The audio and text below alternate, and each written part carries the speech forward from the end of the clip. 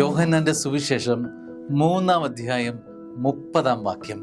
നമ്മുടെ ജീവിതത്തിൽ നാം മാതൃകയാക്കേണ്ട ഒരു വചനം സ്നാപകന്റെ നാവിൽ നിന്നും പുറത്തു വരികയാണ്. അവൻ വളരുകയും ഞാൻ കുറയുകയും വേണം.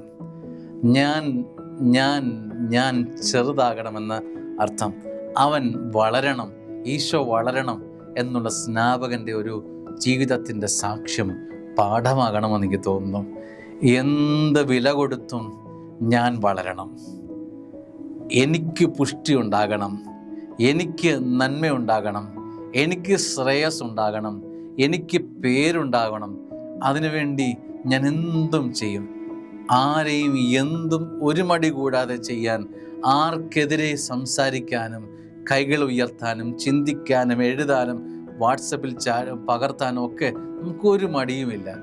സത്യമാണോ എന്ന് പോലും ചിന്തിക്കാതെ, അസത്യങ്ങൾ ആയിക്കൊള്ളട്ടെ, അബദ്ധ പ്രബോധനങ്ങളായിക്കൊള്ളട്ടെ, മറ്റുള്ളവരെക്കുറിച്ച് അറിഞ്ഞോ ഇങ്ങനെ സംഭവം നടന്നു എന്ന് മറ്റുള്ളവരെക്കുറിച്ച് പറഞ്ഞ് പരത്താൻ നമുക്കൊരു വല്ലാത്ത ശ്രദ്ധയുണ്ട്. സ്നേഹമുള്ളവരെ, സത്യം അതല്ലേ? അവൻ വളരാൻ ഞാൻ എന്ത് ചെയ്തു? ഇവിടെ സ്നാപകൻ പറയുകയാണ്, അവൻ വളരണം, അവൻ വളരണം.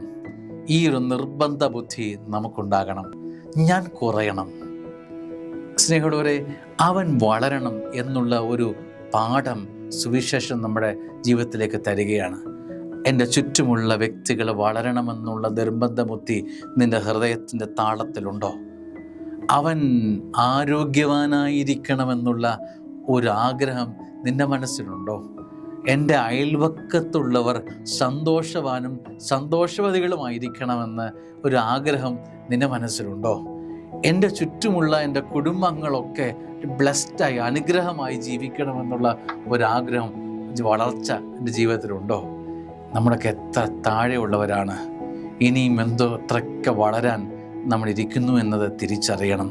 സ്നാപകൻ പറയുകയാണ്, അവൻ വളരണം, ഞാൻ ചെറുതാകണം.